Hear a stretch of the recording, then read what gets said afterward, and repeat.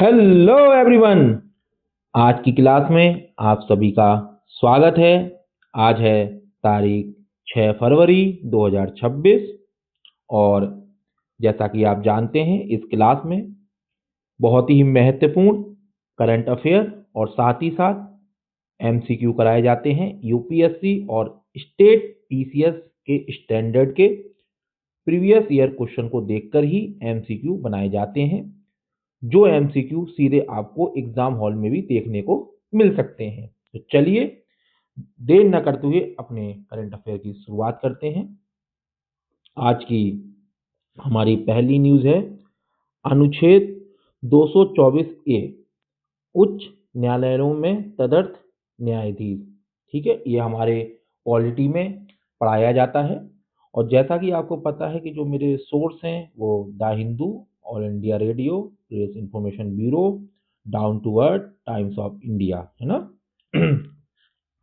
तो अनुच्छेद 224 ए क्या है, तो आपको ये लाइन याद रखनी है कि भारतीय संविधान का एक महत्वपूर्ण हिस्सा है जो न्यायपालिका में लंबित मामलों, मतलब जो मामले बहुत समय से पड़े हुए हैं उन पे सुनवाई नहीं हुई है, को निपटाने की शक्ति देता है। कौन?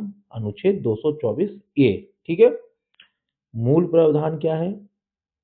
इसके तहत उच्च न्यायालय के मुख्य न्यायाधीश राष्ट्रपति की पूर्व सहमति से किसी भी सेवानिवृत्त न्यायाधीश को उसी उच्च न्यायालय में न्यायाधीश के रूप में बैठने और कार्य करने के लिए अनुरोध कर। ये बहुत ही महत्वपूर्ण लाइन है, ये आपके एनसीईआरटी से मैंने ली हुई है, इस चीज का याद रखिएगा। और आपके यूपीएससी स्टेट पीसीएस के लिए बहुत ही महत्वपूर्ण लाइन है ना। क्वेश्चन कैसे भी बन सकता है और बाकी एग्जाम के लिए अगर देखते हैं तो राष्ट्रपति की पूर्व सहमति याद रखिएगा। नियुक्ति की शर्तें क्या है? वह व्यक्ति पहले उस उच्च न्यायालय का या किसी उच्च न्यायालय में न्यायाधीश रह चुका हो, बिल्कुल याद रखिएगा ये लाइन। उसे न्यायाधीश के सभी अधिकार और विशेषाधिकार प्राप्त होंगे, लेकिन ये देखिए उसे उस न्यायालय का न्यायाधीश नहीं माना जाएगा तकनीकी रूप से। तो देखिए मेरे करंट अफेयर में आपको क्या मिलेगा?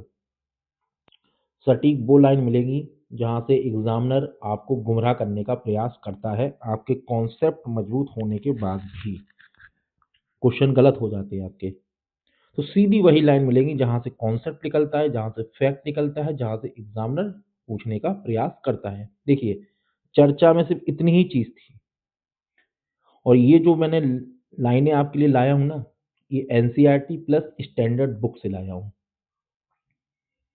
है ना।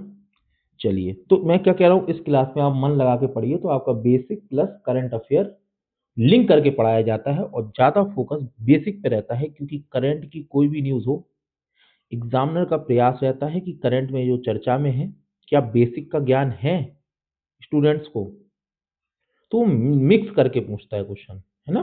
चलिए आज की दूसरी खबर। इसको मैं पीडीएफ फॉर्म में इसलिए रखता हूँ कि आराम से आप लोग पीडीएफ निकलवा सकें और आराम से एक दो बार रिवीजन कर लें। साथ ही साथ मैं अभी आप देखेंगे एमसीक्यू बनाया हूँ, बहुत ही यूपीएससी स्टेट पीसीएस के स्टैंडर्ड के हैं, तो अगर उनको भी सॉल्व कर लेते हैं एक बार इसको पढ़ने के बाद तो आपको कभी रिवीजन करने की आवश्यकता ही नहीं है। ऐसा मैं इसलिए कह रहा हूँ क्योंकि अभी आप देख लेना खुद ही बायो मटेरियल्स क्या होते हैं। तो जैसे आपने सुना नहीं है कि हार्ट सर्जरी हो रही है, नी सर्जरी हो रही है, तो हमारे शरीर में जो धातुएं प्रवेश कराई जाती हैं या जो डाली जाती हैं उसे हम क्या कहते हैं? Bio materials. ये चर्चा में किस लिए था, ये देखिए हाल ही में शोधकर्ताओं ने 3D बायो प्रिंटिंग और स्मार्ट बायो मटेरियल्स पर काम कर रहे हैं जो क्या करेंगे, ये देखिए जो शरीर के अंदर दवाओं को सटीक रूप से पहुंचा सकेंगे। मतलब जैसे हम मेडिसिन खाते हैं तो वो शरीर में गई, क्या उतना इफेक्ट वो कर पा रही है उन चीज़ों पर इस तरीके से अगर हम बायो मटेरियल्स के जरिए अगर मेडिसिन, तो बहुत जल्दी इफेक्ट करेगी हमारी बॉडी में। तो अभी उस पर काम चल रहा है, ठीक है। तो ये है क्या, देखिए जिन्हें जैविक प्रणालियों मानव शरीर के साथ इंटरेक्ट करने के लिए डिजाइन किया जाता है। कोई भी पदार्थ प्राकृतिक या कृत्रिम जो किसी जीवित ऊतक या अंग के कार्य को ठीक करने, जो कि मैंने आपको बहुत आसानी से भी समझाया, ये याद रखिएगा स्टेट पीसीएस के लिए कि धातु टाइटेनियम, हिप रिप्लेसमेंट के लिए कॉन्टैक्ट लेंस, सर्जरी के धागे और सिरेमिक दंत प्रत्यारोपण। ठीक है, चलिए इसमें जो भी आपको खबर पढ़ाई जाएगी ना बिल्कुल सटीकता के साथ, जो एग्जाम में सीधी आपको मिले ऐसी पढ़ाई जाती है। कोई भी फालतू की चीज इसमें शामिल नहीं की जाती है। 7 से 8 सोर्स होते हैं जो कि ऑथेंटिक होते हैं, सरकारी भी होते हैं। तो जहां से एग्जामिनर क्वेश्चन पूछता भी है वही वही सोर्स इसमें शामिल किए जाते हैं, है ना। संपूर्णता अभियान 2.0 क्या है? ये देखिए किसका है? नीति आयोग का। ये बात याद रखिएगा क्योंकि क्वेश्चन यहाँ से मंत्रालय संस्था से पूछे जाते हैं। लाइन लिख दी जाएगी, आपको ये लाइन भूलना नहीं है। ठीक है क्या? आकांक्षी जिलों और आकांक्षी ब्लॉकों में प्रमुख संकेतों की 100% लक्ष्य प्राप्ति के लिए किस पर केंद्रित है? स्वास्थ्य, पोषण, शिक्षा, जल संसाधन, बुनियादी ढांचे पर। रणनीति क्या है? विकास की गति को बढ़ाना, अंतिम छोर पर खड़े व्यक्ति तक सरकारी योजना का लाभ पहुंचाना। इसमें जमीनी स्तर पर डेटा की निगरानी की जाती है। और किसको बढ़ावा देगा? प्रतिस्पर्धात्मक संघवाद पर जोर दिया जाएगा। तो आप देखिए जो भी करंट है आप खुद देख के अंदाजा लगा सकते हैं। और जब मैं एमसीक्यू कराऊंगा तो चलिए एक काम करता हूँ, 3 एमसीक्यू कराता हूँ फिर चौथी खबर स्टार्ट करता हूँ, जिससे आपको इस क्लास का स्टैंड पता लगे कि किस स्टैंडर्ड से इस क्लास को बनाया जाता है। जो यूपीएससी स्टेट पीसीएस में सीधे आपको क्वेश्चन मिलेंगे। ये लीजिए आपके सामने क्वेश्चन ये रहा, अभी मैंने आपको पढ़ाया है। चलिए इसका आंसर दीजिए सभी लोग। थोड़ा सा क्लास को आप रोक लीजिएगा क्योंकि मैं पढ़ के आंसर दूंगा, फिर आप देखने का ये प्रयास कीजिएगा कि आपसे गलती कहाँ हुई है। भारतीय संविधान के अनुच्छेद 224 ये 2 मिनट के संदर्भ में निम्नलिखित, यहाँ देखिए एक चीज का याद रखिएगा, यहाँ कभी कभी लिख देता है गलत कथन, तो इस चीज को बहुत ध्यान से पढ़ा कीजिए आप लोग, है ना। इसके तहत उच्च न्यायालय का मुख्य न्यायाधीश राष्ट्रपति की पूर्व सहमति के बिना, देखिए मैंने आपको बताया सहमति के साथ, तो पहली लाइन हो गई गलत, पहली गलत होती ये गया और फिर ये भी गया। तदर्थ न्यायाधीश को संबंधित उच्च न्यायालय का न्यायाधीश माना जाता है और वह वरिष्ठता के क्रम में अन्य न्यायाधीशों के समकक्ष होता है। देखिए ऐसा मैंने आपको कुछ भी पढ़ाया है? बताइए। एक चीज वो पढ़ाई है कि तकनीकी रूप से आपको पढ़ाया था ना मैंने, वाली लाइन, है ना। तो ये भी गलत। अब आपको आंसर सामने है। तदर्थ न्यायाधीशों की नियुक्ति का उद्देश्य न्यायपालिका में लंबित मामलों के बैकलॉग को कम करना, जैसा कि हाल ही में सर्वोच्च न्यायालय द्वारा सुझाव दिया गया है। तो बात बिल्कुल सही है। अब देखिए यूपीएससी आजकल क्या ट्रेंड कर रहा है कि ये तो देखिए स्टेट पीसीएस के लिए तो ऐसे ही ट्रेंड रहेगा। यूपीएससी पहले ही ऐसे ट्रेंड में क्वेश्चन पूछता था, अब कैसे पूछता है? कथन 1 कथन 2 की कथन 3 सही व्याख्या करता है। कथन 3 कथन 2 और कथन 1 की सही व्याख्या करता है। कथन 2 एवं कथन 1 कथन 3 की सही व्याख्या करते हैं। कथन 3 और कथन 2 की सही व्याख्या कथन 1 करता है। इस तरीके से ट्रैप में आपको फंसा रहा है, पर मैं कहूंगा उसका सोल्यूशन यहीं पर है। क्या है सोल्यूशन? आप उस पर मत जाइए, आप यह देखने का प्रयास करिए क्वेश्चन में कि 100% क्या बात सही है।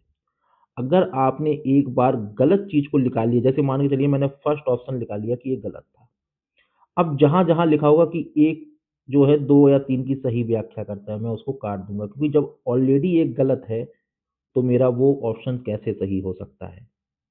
देखिए वहां भी आप एलिमिनेट कर सकते हैं, पर ये ट्रिक मैं आपको बता रहा हूं कैसे। अब मान के चलिए मैंने दूसरा भी निकाल लिया कि भाई ये भी गलत है।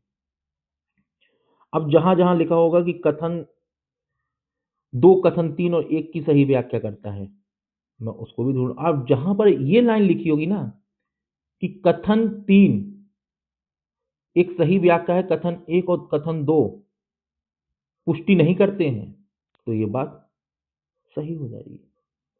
तो ऑप्शन कैसे भी हो सकते हैं, पर आपको कॉन्सेप्ट पे अच्छे से पकड़ होनी चाहिए। देखा आपने, ये यूपीएससी का और स्टेट पीसीएस का मैंने आपको स्टैंडर्ड बताया। तो मेरी क्लास में आपको सिर्फ करंट अफेयर ही नहीं, ये देखिए व्याख्या नीचे है, क्यों गलत है, क्या होना चाहिए, है ना। एक बार तो मैं आपको ऊपर पढ़ाता हूँ, नीचे फिर आपको मैं व्याख्या भी देता हूँ कि रिवीजन में कोई भी लापरवाही नहीं होनी चाहिए। क्वेश्चन आपको सीधे एग्जाम हॉल में यही मिलेंगे, इसलिए मैं कहता हूँ इस क्लास को बड़ी मेहनत और बहुत अच्छे से पढ़िए। आपको कहीं भटकने की आवश्यकता नहीं है। हिंदी माध्यम आपके लिए मैं बहुत बेहतर बेहतर चीज़ों के लिए सोच रहा हूँ। अभी मैं पॉलिटी, इकोनॉमी, ज्योग्राफी, हिस्ट्री सब कुछ पढ़ाऊंगा, है ना।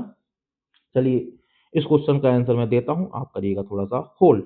चलिए, बायो मटेरियल अनिवार्य रूप से केवल कृत्रिम पदार्थ होने चाहिए जो बिल्कुल गलत बात है। इसमें लिखा था ना प्राकृतिक भी हो सकते हैं। और चलिए, 3D बायो प्रिंटिंग में बायो इंक का उपयोग किया जाता है जो कोशिकाओं को संरचनात्मक सहायता प्रदान करने वाला एक प्रकार का यह स्मार्ट बायोमटेरियल्स ऐसे पदार्थ होते हैं जो शरीर के भीतर पीएच या तापमान जैसे उद्दीपनों के आधार पर दबाव को बिल्कुल सही, मैंने आपको ये बताया था, ये काम चल रहा है। तो अब देखिए, ये तो मैंने ऑप्शन तैयार किए। अब स्टेट पीस इस तरीके से ही पूछता है यूपीएससी। तो आपको मैं सारे ऑप्शन जिस तरीके से पूछे जाते हैं, पहला बताया 1 2 3 करके, फिर इस तरीके से यूपीएससी ने पूछना शुरू किया। अभी मैं आपको क्वेश्चन दिखाऊंगा जिस तरीके से यूपीएससी पूछ रही है, मैंने उस हिसाब के भी कथन बनाए हुए हैं, है ना। और इसका आपका ये रहा व्याख्या।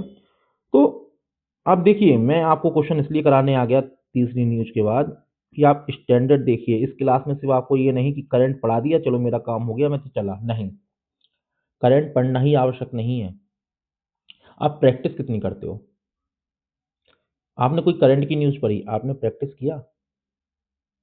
आपने गलती देखी कि मेरी गलती पढ़े हुए पे भी कहाँ हो रही है? तो ये बहुत आवश्यक है, जो आजकल युवा नहीं कर रहा है। मैं चाहूंगा इस तरीके से पढ़ाई कीजिए और यूपीएससी की सोच को भी पकड़िए कि अगर वो कहीं कथन बनाता है तो मुझे कथन में गुमराह नहीं होना है, मुझे 100% यहाँ सही करने का प्रयास करना है। ठीक है, तीसरा क्वेश्चन आपके सामने है, नीति आयोग के संपूर्णता अभियान 2.0 के, यहाँ देख लिया करिए कि गलत तो नहीं पूछा है ना। यह अभियान आकांक्षी जिलों और ब्लॉकों में प्रमुख संकेतों में 100%, हाँ बिल्कुल सही बात है, मैंने आपको पढ़ाया है। इसमें प्रतिस्पर्धात्मक संघवाद के सिद्धांत का उपयोग किया जाता है जहां डेटा की बिल्कुल बात सही है, ये भी मैंने आपको पढ़ाया है। इसका प्राथमिक उद्देश्य केवल नहीं, ये बात बिल्कुल गलत है, ये मैंने आपको नहीं पढ़ाया, ऐसा ना कुछ है। तो ऑप्शन ए। अब देखिए मैं कितने जल्दी से आंसर को कैच कर ले रहा हूँ, उसका रीजन है आप जितनी प्रैक्टिस करेंगे, जितनी प्रैक्टिस करेंगे आप मेरे साथ, ऐसे करंट अफेयर पढ़ेंगे पहले, फिर उसके बाद एमसीक्यू करेंगे, तो आपको भी ये प्रैक्टिस हो जाएगी कि एग्जामिनर हमें कहाँ गुमराह करने का प्रयास कर रहा है, किस लाइन में। अब वो ऑप्शन कुछ भी बना दे, मैंने तो सही और गलत कथन निकाल लिए ना अपने, है ना। तो आप देखिए आपके लिए मैं कितना बेहतर लाया हूँ। इंग्लिश मीडियम में भी अभी तक इस तरीके से कोई क्लास नहीं लाया है जहाँ तक मैं देखता हूँ।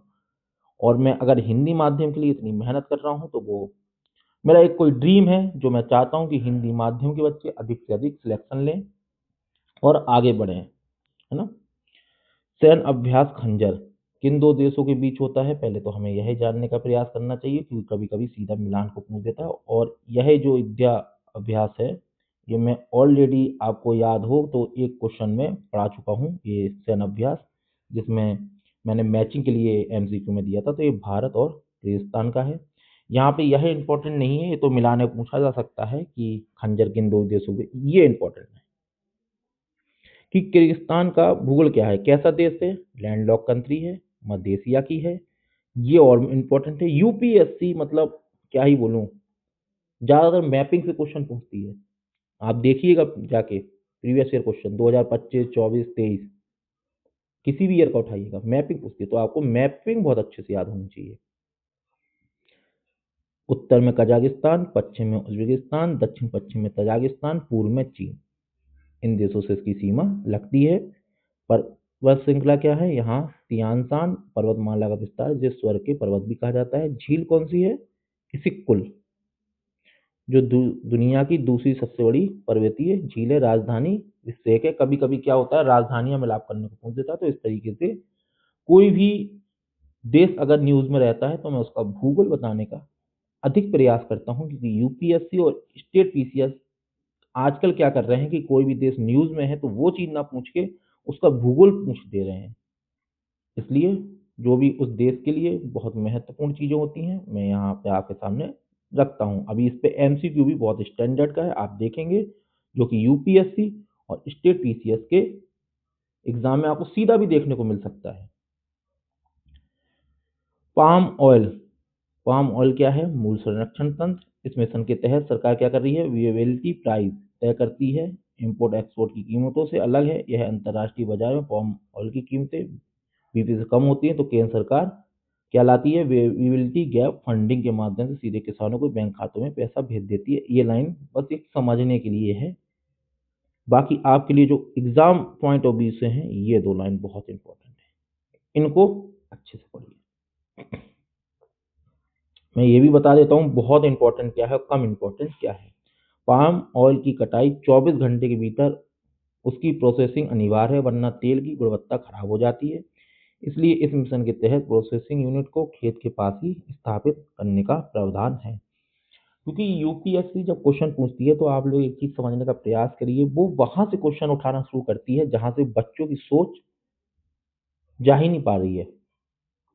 अब आप पूरा आर्टिकल पढ़ रहे हो, पर इतनी बारीकी से चीज़ों को निकालना, चीज़ें करना, मुझे इस चीज़ में बहुत अनुभव है।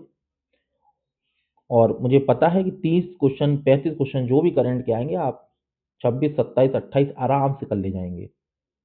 बाकी आप ना थोड़ा बेसिक पे ध्यान दीजिए, आराम से आप 50 अराउंड क्वेश्चन करके पहला पेपर क्रॉस करके मेंस लिखेंगे। ये मैं दावे के साथ कह सकता हूँ, चाहे वो पीसीएस का एग्ज़ाम हो, चाहे वो यूपीएससी का एग्ज़ाम हो। पर हम क्या करते हैं, मैगजीन ला रहे हैं रोज, एक एक डेढ़ डेढ़ घंटे का पेपर का एनालिसिस देख रहे हैं। अरे, आप एनालिसिस देख रहे हैं, अच्छी बात है, देखिए, पर आप पहले पहले पेपर निकालने का प्रयास तो करिए। और पहला पेपर कैसे निकलेगा? पहले आप इन छोटे छोटे पॉइंट को नोट करिए, अच्छे से पढ़िए। जहां आपका एक बार पहला पेपर निकल गया, आपको 2.5 से 3 महीने होता है बीच में, पर डे अगर आप 20 भी आंसर लिखेंगे ना, तो भी आपकी मेंस की प्रैक्टिस बहुत अच्छी हो जाएगी।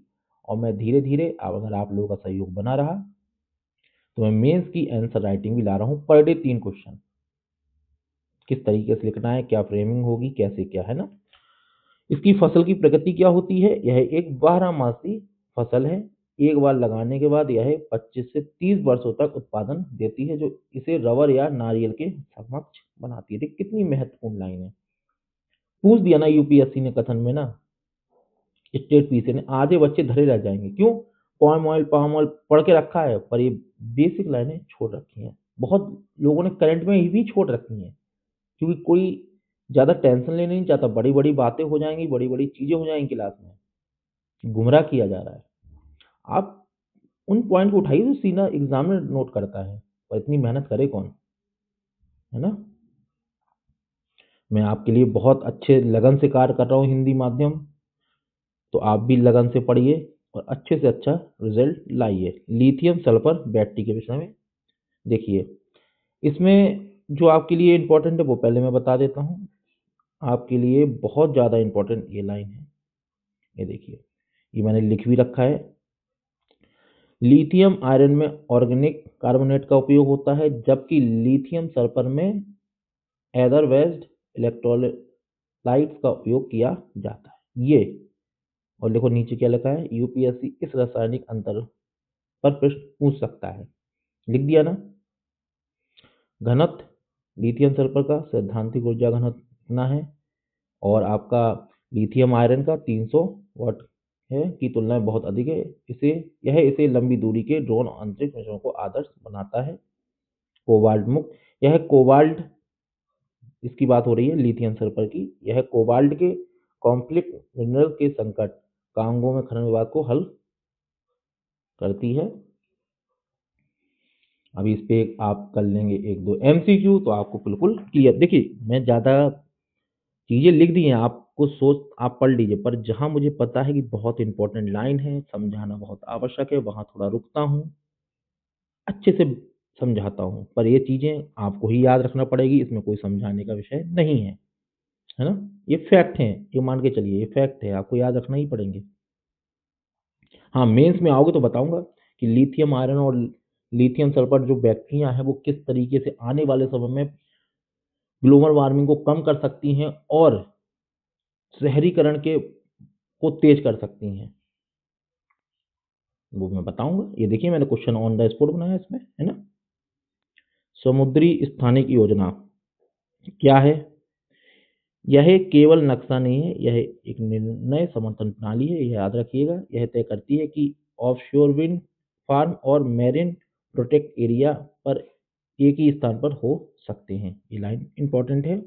अधिकार से, आपने ये कई बार पढ़ा होगा ज्योग्राफी में, पढ़ा है कि नहीं? एक्सक्लूसिव इकोनॉमिक जोन, है ना, करती है। ब्लू इकोनॉमी 2.0, ये हो गया मेंस का टॉपिक, है ना। सागर संकलन क्या है? देखिए, नेशनल लॉजिस्टिक पोर्टल मेरिन का एक हिस्सा है। इसमें सभी बंदरगाहों के वेजल टर्नराउंड टाइम को ट्रैक करने के लिए एआई का प्रयोग। देखिए, इसमें जो इंपॉर्टेंट है वो मैंने आपको बता दिया। ज़्यादा इसमें रुकने का कोई समय खर्च करने का फायदा नहीं है। एमसीक्यू कर लोगे और क्लियर हो जाएगा।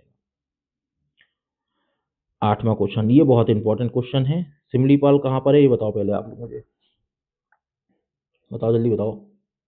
याद आया? पढ़ाया है कई बार। उड़ीसा में है ना। कहाँ पर है? उड़ीसा में। याद रखना सभी लोग, वरना भूल जाओ मिलाप में, है ना। ये क्यों न्यूज में था कि हाल ही में द टेक्यूपेप जीन, यह उत्परिवर्तन, देखिए, ट्रांस मेम्ब्रेन एमनियो पेप्टिसाइड क्यू जीन में होता है। यह वही जीन है जो चीतों में धारियों के पैटर्न को नियंत्रित करता है। ठीक है, ये जीन क्या करता है, जो चीते होते हैं उनमें जो धारियां होती है ना, उसके पैटर्न को नियंत्रित करता है। सिमलीपाल के बाघों में यह लक्षण उच्च इनब्रीडिंग के कारण है। यह दर्शाता है कि बाघों की आवाज दुनिया से जेनेटिकली क्या है, आइसोलेटेड हो चुकी है। प्रजाति का भ्रम, यूपीएससी कथन दे सकता है कि यह बाघों की एक नई उपप्रजाति है। नहीं, देखो, दे सकता है, ये देखो इस तरीके से बना के, ये बाघों की नई प्रजाति नहीं है, एक प्रकार का जीन है। यह गलत है। पैंथर टिग्रिस का ही एक अनुवांशिक विथम है। पारिस्थितिकी, सिमलीपाल भारत का तीसरा सबसे बड़ा नेशनल पार्क है। यहाँ की साल वनस्पति मेघासनी चोटी जो बादलों का निवास करती है। ये देखिए, आपको मैंने बेसिक भी दे दिया एनसीईआरटी से। करंट में था सिमलीपाल, और बेसिक भी आप लीजिए। कहीं पूछ दिया यूपीएससी स्टेट पीसीएस तो आपको पता होना चाहिए जो बादलों का निवास कहलाती है कौन सी, मेघासनी कहाँ स्थित है? उड़ीसा में। उड़ीसा में कहाँ? सिमलीपाल। अच्छा, भारत का तीसरा वर्ष सबसे बड़ा, देखिए पूरा एक बेसिक है। तो मेरी क्लास में बेसिक प्लस करंट होता है। और जहाँ समझाने की ज़्यादा आवश्यकता है वहाँ रुक के समझाता हूँ, जहाँ समझाने की आवश्यकता नहीं है वहाँ नहीं समझाता हूँ ज़्यादा, क्योंकि आधी चीज़ें आपके एमसीक्यू से क्लियर हो जाएंगी। क्योंकि मैं चाहता हूँ जितने कम समय में जितना अधिक मैं चीज़ों को कवर कर सकूँ, आपको सही तरीके से बता सकूँ, वह इम्पोर्टेंट है। बाकी कॉन्सेप्ट और अधिक समझना है तो मेरी पॉलिटी इकोनॉमी की क्लास आएगी, मेंस की क्लास आएगी, उसमें और बारीकी से मैं आपको कॉन्सेप्ट पर पकड़ कराऊंगा। चलिए, इसका आंसर दीजिए आप सभी लोग। आपके सामने क्वेश्चन ये रहा। होल्ड करिए आप क्लास को थोड़ा, मैं इसका आंसर देता हूँ, समझिए गलती आपसे कहाँ हुई है। अभ्यास खंजर भारत और किर्गिस्तान के विशेष बलों के बीच वार्षिक पर्वतीय युद्धाभ्यास है। इसे कुल झील दुनिया की सबसे बड़ी पर्वतीय झील है जो सर्दियों में पूरी तरह जम जाती है। तियानजान किर्गिस्तान में फैली पर्वत श्रृंखला है। ये देखिए, ये तो सत्य है, ठीक है। इसमें इसे कुल झील दुनिया की दूसरी सबसे बड़ी पर्वतीय झील, हाँ, बिल्कुल ये भी बात सही है। ये बात गलत है। पर्वतीय अभ्यास कहाँ है इसमें? ये लीजिए और इसका आंसर और इसका पूरा देखिए।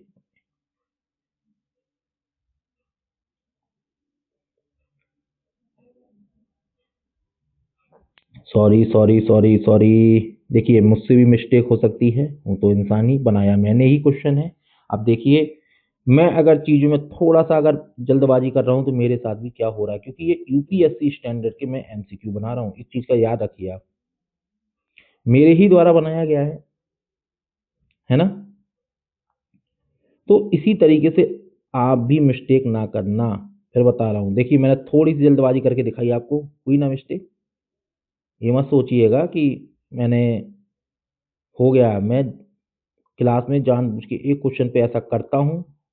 उसका रीजन है कि आपको यह दिखाने का, अनुभव कराने का प्रयास है मेरा कि ऐसी जल्दबाजी भी मत करना जैसे मैं कर रहा हूँ पढ़ के, वरना आता हुआ भी क्या कर दोगे, गलत कर दोगे, है ना। क्योंकि अभी मैंने आपको ये पढ़ाया था, ऐसा कुछ पढ़ाया नहीं था, मैंने ही पढ़ाया तो मुझे अच्छे से पता है। पर नहीं, थोड़ा सा तो बच्चे को पता होना चाहिए कि जल्दबाजी का नतीजा क्या हो सकता है। ठीक है, चलिए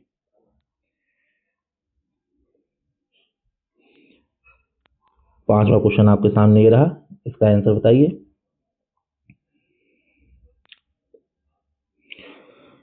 अंतर्राष्ट्रीय बाजार में पाम ऑयलों की कीमतें सीधे तौर पर घटती बढ़ती हैं रहती हैं। यहाँ कुछ गलत पूछा नहीं है, देखिए, है ना।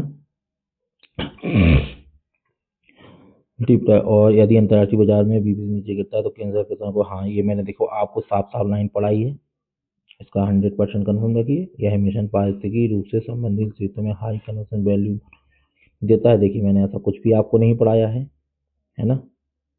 और अंतर्राष्ट्रीय बाजार में पाम ऑयल की कीमतों के साथ सीधे तौर पर नहीं, ऐसा भी कुछ नहीं है। चलिए, तो सीधे तौर पे आपको देखिए, आप खुद देखिए एमसीक्यू का, मैं अभी आपको सिर्फ एमसीक्यू का स्टैंडर्ड दिखा रहा हूँ। धीरे धीरे और क्लासों में मैं क्या करूंगा, सीधे 20-20, 25-25 एमसीक्यू लाऊंगा करंट अफेयर के, है ना। आप लोग ऐसे ही प्यार बना के रखिए क्लास में। चलिए इसका आंसर दीजिए, और कभी कभी बीच में मैं गलती करके आपको दिखाया करूंगा। अभी देखिए शायद मैं इसमें भी गलती करके दिखाऊं, पहले बता रहा हूँ आपको क्यों। जब तक आपके सामने चीजें नहीं होंगी तो आपको लगेगा कैसे कि यार जल्दबाजी में हम भी क्या कर देते हैं। इंसान सभी हैं, पढ़ा होगा, सब चीज की होंगी, जल्दबाजी नहीं करना है, चीजों को पकड़ना सीखना है, गलती कहाँ से हो सकती है। पॉलीसल्फाइड सटल इफेक्ट डिस्चार्ज के दौरान सल्फर अणुओं के इलेक्ट्रॉनिक में घुलने के कारण होता है, जिससे बैटरी की क्षमता तेजी से घटती है। लिथियम सल्फर बैटरी में कार्बन आधारित इलेक्ट्रॉनिक्स का उपयोग किया, देखो अभी मैंने आपको पढ़ाया, बताओ मैंने क्या बोला। चलो मुझे भी याद नहीं, चलो बताओ।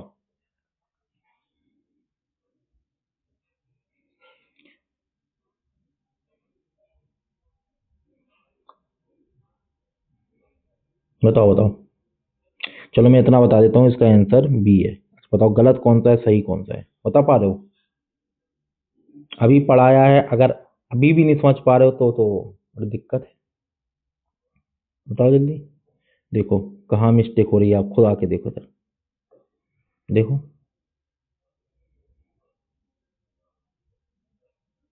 समझ रहे हो ना। तो आप क्वेश्चन का लेवल देखो पहले। क्या यूपीएससी इस तरीके से क्वेश्चन फ्रेम नहीं करता, कोई बताए मुझे आके पीवाई क्यू देख के। क्या आपको ये लाइन पता थी, अभी तक आपने करंट पढ़ा, बताइए। क्या आपको ये देखिए ऐसे यूपीएससी लिख देता है। हम्म, ये देखिए, इसी तरीके से यूपीएससी और स्टेट पीसीएस एमसीक्यू बनाते हैं। पर हम लोग क्या करते हैं ना, करंट पढ़ लिया, रिवीजन कर लिया, अब चलते हैं एग्जाम हॉल, प्रैक्टिस कहाँ की आपने। अब आपने करंट भी पढ़ लिया, प्रैक्टिस भी कर ली, और गलती जहां हो रही कुछ एक्स्ट्रा पॉइंट भी सीख लिए। अब अगर लिथियम सल्फर पर क्वेश्चन बनाता है, अगर मैं कहता हूँ आपसे कोई गलत करा के दिखा दे, इससे ज्यादा क्या ही पूछेगा आपको। देखिए यूपीएससी प्री एग्जाम में क्या पूछने का प्रयास करता है आपसे, कि आपको उसके बेसिक अंडरस्टैंडिंग कितनी है उस टॉपिक पे। अब लिथियम सल्फर में मैंने आपको करंट ऊपर पढ़ाया, ये देखिए यहाँ पे थोड़ी सी अलग लाइनें दी, कुछ हटके पॉइंट दिए। अब इससे अधिक क्या ही पूछेगा यूपीएससी और स्टेट पीसीएस। 100% ये क्वेश्चन आप अगर एग्जाम में आता है तो आपका सही होगा, अगर आप रिवीजन अच्छे से कर लेते हैं, है ना। चलिए 7वां क्वेश्चन आपके सामने रहा, इसका आंसर बताइए। इसको तो देखिए देख के गलत करना चाहिए तुरंत। कैसे, देखो कुछ क्वेश्चन पर ट्रिक होती है, हर चीज पढ़ने के लिए नहीं होती। पहले एक बार निहाल लीजिए करिए क्वेश्चन को, ये अनुभवी मैं आपको कराऊंगा अभ्यास। ये देखिए ऐसा कुछ पढ़ाया, काटा, कुछ यूपीएससी आराम से भी क्वेश्चन आपको देगी। तो ये काटा, ये काटा, अब बचता क्या है मेरे पास, मुझे या तो दो को पढ़ के सही कर लेना है, नहीं, एक दे रखा है तो एक को ही पढ़ लेते हैं। चलिए, एमएसपी एक संघर्ष मैट्रिक का उपयोग करता है ताकि समुद्र के प्रतियोगी उपयोगों के बीच तालमेल। बिल्कुल बात सही। अगर ये बात सही है, अब मुझे दो को तो एक बार और चेक करना होगा क्योंकि मेरे पास दो ऑप्शन है। सागर संकलन बंदरगांव के विजुअल थंडर टाइम के ट्रैक, हाँ बिल्कुल ही मैंने आपको पढ़ाया है, तो इसका आंसर ये। कुछ क्वेश्चन बहुत इजी वे में भी होते हैं, कुछ क्वेश्चन बहुत डिफिकल्ट भी होते हैं। चलिए, इसका आंसर दीजिए सभी लोग।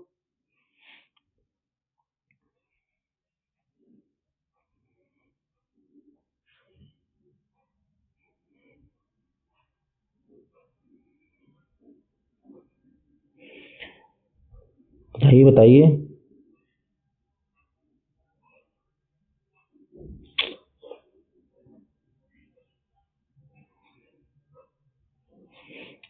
देखिए, बिल्कुल यूपीएससी स्टैंडर्ड का है, डिफिकल्ट लेवल का प्रश्न बनाया है। जैसे यूपीएससी और स्टेट पीसीएस क्या करते हैं, क्वेश्चन को फ्रेम करते हैं।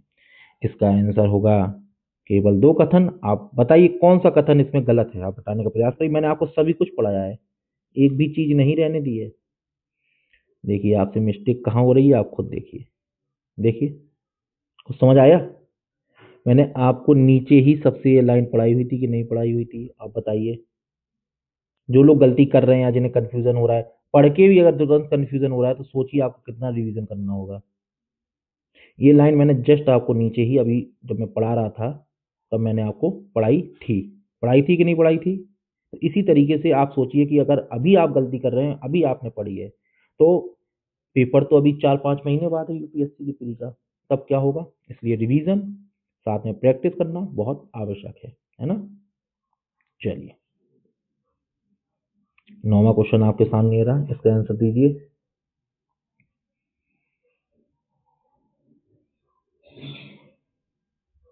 अभी पढ़ाया, सब कुछ पढ़ाया है, सब कुछ पढ़ाया है। इसमें तो सीधा सीधा ये समझिए कि वहीं की चीजें मैंने रख दी हैं।